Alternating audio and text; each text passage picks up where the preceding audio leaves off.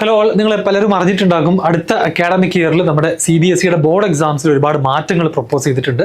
അതായത് 10th-ലും 12th-ലും board exam എഴുതുന്ന 2025-26 academic ഇയറിൽ ബോർഡ് എക്സാം എഴുതാൻ പോകുന്ന കുട്ടികൾക്കാണ് ഈ ഒരു ചേഞ്ചസ് വരാൻ പോകുന്നത്. അപ്പോൾ എന്തൊക്കെയാണ് മാറ്റങ്ങൾ, അത് നിങ്ങളെ എങ്ങനെ ബാധിക്കും, അത് നല്ലതാണോ അല്ലെങ്കിൽ മോശമാണോ എന്നുള്ളത് കൃത്യമായിട്ട് നമുക്കൊന്ന് അനലൈസ് ചെയ്യാം. ആദ്യമായിട്ട് പ്രധാനമായിട്ടും പറഞ്ഞിട്ടുള്ള മാറ്റങ്ങൾ എന്ന് പറഞ്ഞു കഴിഞ്ഞാൽ ഇനി വരാൻ പോകുന്ന 10ാം ക്ലാസ്സിന്റെയും 12ാം ക്ലാസ്സിന്റെയും ബോർഡ് എക്സാമിനേഷൻസ് 2026 ബോർഡ് എക്സാം എഴുതാൻ പോകുന്ന ആളുകൾക്ക് എന്താ ചെയ്യുന്നത്, അവരുടെ കുട്ടികളുടെ പഠനഭാരം അല്ലെങ്കിൽ ആ സ്ട്രെസ് കുറക്കാനും increased flexibility, reduce academic stress, അതുപോലെ തന്നെ create a more holistic and competency based assessment system കൊണ്ടുവരാനും വേണ്ടിയിട്ടാണ് ഈ ഒരു മാറ്റങ്ങൾ പ്രപ്പോസ് ചെയ്തിട്ടുള്ളത്. ഇത് നമ്മുടെ നാഷണൽ എഡ്യൂക്കേഷൻ പോളിസി 2020 അലൈൻ ചെയ്യുന്ന രൂപത്തിലാണ് ഈ ഒരു CBSE എന്ത് ചെയ്തിട്ടുള്ളത്, ഈ ഒരു മാറ്റം ആക്ച്വലി കൊണ്ടുവരുന്നത്. And is designed to make board exams more student friendly, reducing reliance on rote learning and external coaching.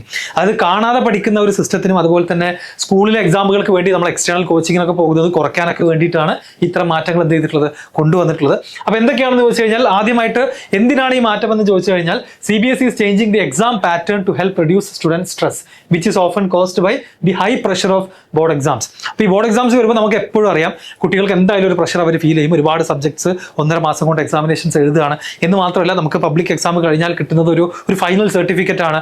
Life long ആയിട്ട് നമ്മുടെ സ്കൂൾ സർട്ടിഫിക്കറ്റ് ആയിട്ട് നമ്മൾ അതാണ് യൂസ് ചെയ്യാൻ പോകുന്നത്.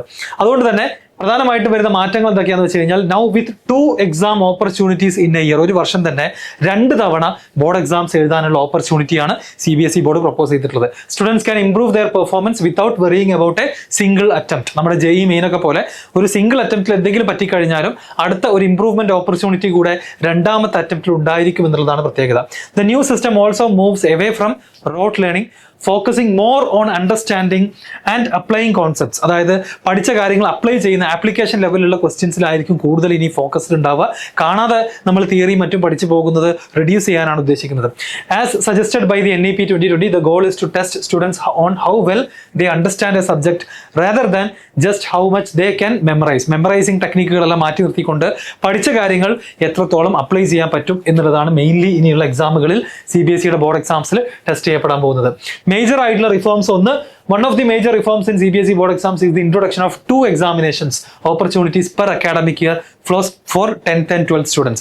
2 examination opportunities ഉണ്ടായിരിക്കും. ഒന്ന് ഇപ്പോൾ നടക്കുന്ന പോലെ തന്നെ മെയിൻ എക്സാമിനേഷൻ ഫെബ്രുവരി മാർച്ച് സമയത്ത് മെയിനായിട്ട് നടക്കുന്ന എക്സാമിനേഷൻ ആണ്. ഇതാണ് first attempt conducted as per the usual schedule. ഇനി improvement exam, second chance for students who want to improve their score, അതൊരു മെയ് മാസത്തിലൊക്കെയാണ് കണ്ടക്ട് ചെയ്യാൻ പ്ലാൻ ചെയ്തിട്ടുള്ളത്. അതായത് യൂഷ്വലി ഉള്ള അക്കാഡമിക് ഇയറിനും അതുപോലെ തന്നെ എക്സാമിനേഷൻ സിസ്റ്റത്തിനൊന്നും വലിയ രീതിയിൽ മാറ്റാതെ മെയിൻ എക്സാമിനേഷൻ ആ ഒരു സമയത്ത് തന്നെ യൂഷ്വൽ ഷെഡ്യൂളിൽ തന്നെ കണ്ടക്ട് ചെയ്യുന്നു. അത് കഴിഞ്ഞ് ഇംപ്രൂവ് ചെയ്യാൻ താല്പര്യമുള്ള ആളുകൾക്ക് ഒരു 3 മാസത്തിന് ശേഷം അല്ലെങ്കിൽ 2 മാസത്തിന് ശേഷം മാർച്ച് ഏപ്രിൽ കഴിഞ്ഞ് മെയ് മാസത്തിലാണ് ആ ഒരു ഓപ്പർച്യൂണിറ്റി ഉണ്ടായിരിക്കുക. This reform allows students to enhance their performance without repeating the entire year. ഇപ്പോൾ തോറ്റുപോയ ആളുകൾക്കൊന്നും ഇനി എന്ത് ചെയ്യേണ്ട, അല്ലെങ്കിൽ വളരെ മാർക്ക് കുറഞ്ഞു പോയവർക്ക് വീണ്ടും ഒരു വർഷം മുഴുവൻ കാത്തിരിക്കേണ്ട ആവശ്യമില്ല. Easing the pressure of A single high stakes exam and reducing academic stress. ഇനി അഥവാ ഒന്നാമത്തതിൽ എന്തെങ്കിലും പറ്റിക്കഴിഞ്ഞാലും രണ്ടാമത്തെ ഇംപ്രൂവ്മെന്റ് എക്സാമിൽ ഇംപ്രൂവ് ചെയ്തെടുക്കാം എന്നുള്ളതാണ് പ്രത്യേകത. Board exams in certain subjects could be redesigned to have 2 parts, one part of an objective type with multiple choice questions and the other of descriptive type. ഇപ്പോൾ ഉള്ളതുപോലെ തന്നെ CBSE എന്ത് ചെയ്യണം, ഒന്നുകൂടെ മൾട്ടിപ്പിൾ ചോയ്സ് ക്വസ്റ്റ്യൻസിന് ഒന്നുകൂടെ ഫോക്കസ് കൊടുക്കുകയാണ്. 2 പാർട്ടാക്കിയിട്ട് എല്ലാ സബ്ജക്റ്റിലും question പേപ്പറുകൾ തിരിക്കും. ഒന്ന് MCQ ബേസ്ഡ് ആയിട്ടുള്ള പാർട്ടും രണ്ടാമത്തത് ഡിസ്ക്രിപ്റ്റീവ് ആയിട്ടുള്ള പാർട്ടും. Questions will test students fundamental understanding and problem solving abilities rather than their ability to reproduce textbook content verbatim.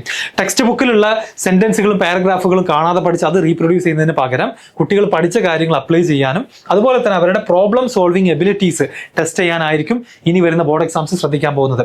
അതുപോലെ the exams will focus on conceptual clarity, critical thinking and practical applications. ഇതിലെല്ലാം ഒരു focus കൊടുക്കുന്ന രൂപത്തിലായിരിക്കും question പേപ്പറുകൾ ഉണ്ടാകാൻ പോകുന്നത്.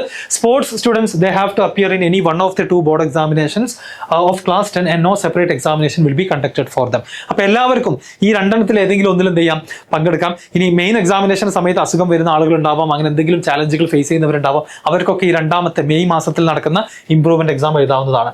All candidates will be issued passing documents after the second attempt. അതുപോലെ തന്നെ practical or internal assessment will be done only once. അത് ഒരു തവണ മാത്രമേ നടക്കുകയുള്ളൂ. A merit certificate will be issued after the second examination. Students who failed to pass from 1 to 5 subjects in first examination will be placed under improvement category and will be allowed to appear the second examination. നമ്മൾ പറഞ്ഞ പോലെ തന്നെ തോറ്റു കഴിഞ്ഞാലോ mark കുറഞ്ഞാലോ ഒക്കെ നിങ്ങൾക്ക് എന്ത് ചെയ്യാൻ പറ്റും, ഇംപ്രൂവ് ചെയ്യാൻ സാധിക്കും. Students appeared only in the second examination, no further examination be conducted. ഒന്നാമത്തത് എഴുതാതെ രണ്ടാമത്തത് മാത്രം എഴുതുന്ന കുട്ടികൾക്ക് അതായിരിക്കും അവരുടെ ഏക എക്സാമിനേഷൻ. അവർക്ക് വേണ്ടി പിന്നെ ഒരു സെക്കൻഡ് അറ്റംപ്റ്റ് ഉണ്ടാവില്ല എന്നുള്ളതാണ് പറഞ്ഞിട്ടുള്ളത് കേട്ടോ. Such students will be allowed to appear in the first exam of the subsequent year. അടുത്ത വർഷം വേണമെങ്കിൽ അവർക്ക് ഒന്നും കൂടെ എഴുതണം എന്നുള്ളവർക്ക് എഴുതാം. അല്ലാതെ ഒരു അക്കാഡമിക് ഇയറിൽ രണ്ടെണ്ണം ഉണ്ടാവുള്ളൂ, അതിൽ ഒന്ന് നിങ്ങൾക്ക് മിസ് ചെയ്താൽ രണ്ടാമത്തതിൽ എഴുതാം എന്നാണ് ബേസിക്കലി ചുരുക്കി പറഞ്ഞു കഴിഞ്ഞാൽ ഇവർ പറയാൻ ഉദ്ദേശിക്കുന്നത്. എക്സാമിന്റെ ഷെഡ്യൂള് 10th and 12th ഇപ്പോൾ നമ്മൾ ഈ വർഷമൊക്കെ നടക്കുന്ന പോലെ തന്നെ ഫസ്റ്റ് ട്യൂസ്ഡേ ആഫ്റ്റർ February 15 എന്ത് ചെയ്യും, സ്റ്റാർട്ട് ചെയ്യും. 26.6 ലക്ഷം കുട്ടികളാണ് യൂഷ്വലി 10th എഴുതാറുള്ളത്, എക്സ്പെക്ട് ചെയ്യുന്നത്. അതുപോലെ തന്നെ അടുത്ത വർഷം +2 20 ലക്ഷത്തോളം കുട്ടികളാണ് CBSE +2 പഠിച്ചിട്ട് എക്സാം എഴുതുന്നത്. For those opting for the improvement examination the second phase will take place in May 2026 രണ്ടാമത്തെ ഫേസ് നടക്കുന്നുണ്ടാവുക. ആൻഡ് റിസൾട്ടുകൾ ജൂൺ 30 എന്ത് ചെയ്യുന്നുണ്ടാവുക, അനൗൺസ് ചെയ്യുന്നുണ്ടാവുക. സോ എക്സ്പെക്ടഡ് ഇമ്പാക്ട് എന്താണെന്ന് ചോദിച്ചു കഴിഞ്ഞാൽ, ഒന്ന് significant shift in the Indian education system and are expected to create a more equitable and less stressful learning environment. അത് തന്നെയാണ് ഏറ്റവും പ്രധാനമായിട്ട്. അതായത് ഇൻ കേസ് നിങ്ങളുടെ ആദ്യത്തെ എക്സാം എന്ന് പറഞ്ഞു കഴിഞ്ഞാൽ അതിൽ എന്തെങ്കിലും പറ്റിക്കഴിഞ്ഞാൽ, മാർക്ക് കുറഞ്ഞാൽ നമുക്കത് ഇംപ്രൂവ് ചെയ്യാനുള്ള ഓപ്പർച്യൂണിറ്റി ഉണ്ട്. ഇന്ന് മാത്രമല്ല, എൻ്റെ അഭിപ്രായത്തിൽ ഇത് ആക്ച്വലി കോമ്പറ്റേറ്റീവ് എക്സാംസിന് ജെഇക്കൊക്കെ പ്രിപ്പയർ ചെയ്യുന്ന കുട്ടികൾക്ക് +2 കൂടെ നന്നായിട്ട് പെർഫോം ചെയ്യാനും കൂടുതൽ ഫോക്കസ് ജെഇക്ക് കൊടുക്കാനും ആക്ച്വലി ഇത് യൂസ്ഫുൾ ആവുകയാണ് ചെയ്യുക. കാരണം ഇപ്പോൾ നമുക്കറിയാം ജനുവരിയിൽ ജെഇയുടെ സെഷൻ 1 വരും +2 എഴുതുന്ന കുട്ടികൾക്ക്. അത് കഴിഞ്ഞിട്ട് അവർക്ക് ഫെബ്രുവരിയിൽ ബോർഡ് എക്സാംസ് സ്റ്റാർട്ട് ചെയ്യും. പിന്നെ ഏപ്രിലിൽ ജെഇയുടെ സെഷൻ 2 വരും. ഇതെല്ലാം കൂടെ വളരെ ഹെക്റ്റിക് ആയിട്ടുള്ള ഒരു 4 മാസമാണ്. അപ്പോൾ കുട്ടികൾക്ക് ഇനി ഒരു സേഫ്റ്റി അവരുടെ പിന്നിലുണ്ട്.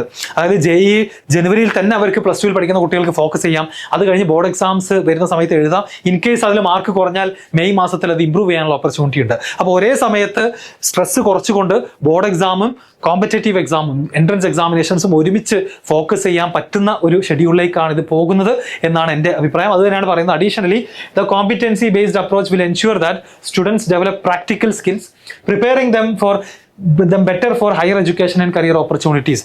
ഭാവിയിലുള്ള ഓപ്പർച്യൂണിറ്റീസിലേക്ക് കൂടെ അവർക്ക് എത്തിപ്പെടാൻ പറ്റുന്ന രൂപത്തിലാണ് എക്സാമിനേഷൻ്റെ സിസ്റ്റം തന്നെ ഡെവലപ്പ് ചെയ്യുന്നത്. ആൻഡ് ക്വസ്റ്റ്യൻ പേപ്പറിന്റെ പാറ്റേൺ നിങ്ങൾ കണ്ടു. അതിൽ MCQ ക്വസ്റ്റ്യൻസിന്റെ എണ്ണം കൂടാൻ പോവുകയാണ്. പ്രോബ്ലം സോൾവിംഗ് എബിലിറ്റീസ് കൂടുതലായിട്ട് ടെസ്റ്റ് ചെയ്യപ്പെടാൻ പോവുകയാണ്. Which means automatically KEAM, JEE, NEET പോലുള്ള എക്സാമിനേഷൻസിൽ ഈ ഒരു സിസ്റ്റം വഴി വരുന്ന കുട്ടികൾക്ക് ഒരു അഡ്വാൻറ്റേജ് ഉണ്ടാവാൻ തന്നെയാണ് സാധ്യത. പിന്നെ ഓട്ടോമാറ്റിക്കലി ഈ ഒരു ഇംപ്രൂവ് ചെയ്യാം എന്നുള്ളൊരു ഓപ്പർച്യൂണിറ്റി ഉള്ളതുകൊണ്ടും കുട്ടികൾക്ക് പഠിക്കുന്ന സമയത്തും അവർക്ക് അതിന്റെ സ്ട്രെസ് കുറക്കാൻ സാധിക്കും. ഓക്കെ, അപ്പോൾ ഇത്രയുമാണ് CBSEയിലുള്ള പ്രധാനപ്പെട്ട ചേഞ്ചുകൾ. അപ്പോൾ തീർച്ചയായിട്ടും നിങ്ങൾ കൂടുതൽ നിങ്ങളുടെ ഒപ്പീനിയൻസ് എന്ത് ചെയ്യണം, കമന്റ് ചെയ്യണം. അതുപോലെ തന്നെ നമ്മുടെ ചാനൽ സബ്സ്ക്രൈബ് ചെയ്യുക കൂടുതൽ അപ്ഡേറ്റ്സിന് വേണ്ടിയിട്ട്. ആൻഡ് ഫൈനലി പറയാനുള്ളത്, നമ്മുടെ XNY ലേണിംഗിന്റെ 10th സ്റ്റാൻഡേർഡ് ഫൗണ്ടേഷൻ കോഴ്സിന്റെ അഡ്മിഷൻസ് ക്ലോസ് ചെയ്യാൻ പോവാണ്. ഫസ്റ്റ് ബാച്ചിന്റെ CBSE 10th അഡ്മിഷൻസ് ആക്ച്വലി നമ്മൾ എന്ത് ചെയ്തിട്ടുണ്ട്, സ്റ്റാർട്ട് ചെയ്തിട്ടുണ്ട്. ഈ വരുന്ന മാർച്ച് 3rd വീക്കിലാണ് നമ്മുടെ ക്ലാസ്സുകൾ സ്റ്റാർട്ട് ചെയ്യാൻ പോകുന്നത്. അപ്പോൾ നിങ്ങളിപ്പം 9th കംപ്ലീറ്റ് ചെയ്ത് CBSEയിൽ 10th ക്ലാസ് സ്റ്റാർട്ട് ചെയ്യുന്ന കുട്ടികൾ, ഭാവിയിൽ ജെഇ നീറ്റ് ഒക്കെ നിങ്ങൾ ആഗ്രഹിക്കുന്നുണ്ടെന്നുണ്ടെങ്കിൽ ഡെഫിനറ്റ്ലി നമ്മുടെ ഫൗണ്ടേഷൻ കോഴ്സിനെ കുറിച്ച് അന്വേഷിക്കുക. നമ്പർ കാര്യങ്ങളൊക്കെ ഡിസ്ക്രിപ്ഷനിൽ ഉണ്ടായിരിക്കും. അതായത് സ്കൂളിന്റെ കൂടെ തന്നെ സ്കൂൾ സിലബസ് നമ്മൾ അഡ്വാൻസ്ഡ് ആയിട്ട് പഠിച്ചുകൊണ്ട് +2 കൂടെ തന്നെ ജെഇ നീറ്റ് ഒക്കെ നല്ല റാങ്കോട് കൂടി ക്ലിയർ ചെയ്യണമെന്നുണ്ടെങ്കിൽ നമുക്ക് ഹൈസ്കൂൾ ലെവലിലുള്ള നല്ല ഫൗണ്ടേഷൻ ആവശ്യമാണ്. അതുകൊണ്ടാണ് XNY ലേണിംഗിന്റെ IITiansഉം ഡോക്ടേഴ്സും ഒക്കെ ക്ലാസ്സുകൾ എടുക്കുന്ന ഞങ്ങൾ ഒരു 4-5 വർഷമായിട്ട് റിസർച്ച് ചെയ്ത് ഡെവലപ്പ് ചെയ്തിട്ടുള്ള നമ്മുടെ ഫൗണ്ടേഷൻ കോഴ്സിന്റെ ഒരു ഇമ്പോർട്ടൻസ് വരുന്നത്. നിങ്ങളുടെ സ്കൂളിൽ നിങ്ങൾക്ക് ടോപ്പർ ആവാമെന്ന് മാത്രമല്ല, അതിന്റെ കൂടെ നമുക്ക് നിരവധി കോമ്പറ്റേറ്റീവ് എക്സാമിനേഷൻസ് എഴുതാം. +1 ഒരുപാട് സ്കോളർഷിപ്പ് സ്ക്രീനിങ് ടെസ്റ്റുകൾ എഴുതിയിട്ട് ലക്ഷക്കണക്കിന് രൂപയുടെ സ്കോളർഷിപ്പ് നിങ്ങൾക്ക് നേടിയെടുക്കാം. അങ്ങനെ ഒരു സ്ട്രോങ് ഫൗണ്ടേഷൻ മാത്തമാറ്റിക്സിലും സയൻസിലും ഉണ്ടാക്കിയെടുക്കുക എന്നുള്ളത് വളരെ ഇമ്പോർട്ടൻ്റ് ആണ്. പ്രത്യേകിച്ച് ഈ മാറ്റങ്ങളൊക്കെ വരുന്ന സമയത്ത് നിങ്ങൾക്ക് ഹൈലി ക്വാളിഫൈഡ് ആയിട്ടുള്ള പ്രോബ്ലം സോൾവിംഗ് എബിലിറ്റി ഒക്കെ ഉള്ള നല്ല എക്സ്പേർട്ടുകളായിട്ടുള്ള ടീച്ചേഴ്സിന്റെ ക്ലാസ്സുകൾ ആവശ്യമായിട്ട് വരും. അതുകൊണ്ട് തന്നെയാണ് XNYയുടെ ഫാക്കൽറ്റി ടീമിന്റെ ക്ലാസ്സുകൾ നിങ്ങൾക്ക് അത്രയും യൂസ്ഫുൾ ആവാൻ പോകുന്നത്. സോ ഫൗണ്ടേഷൻ പ്രോഗ്രാമിനെ കുറിച്ച് അറിയാൻ താല്പര്യമുള്ള ആളുകൾ താഴെയുള്ള നമ്പറിലും മറ്റും കോൺടാക്ട് ചെയ്യുക. നമ്മുടെ first batch four 10th CBSE students നമ്മൾ ക്ലോസ് ചെയ്യാൻ പോവുകയാണ്. മാർച്ച് 3rd വീക്കിൽ ക്ലാസ്സുകൾ സ്റ്റാർട്ട് ചെയ്യും.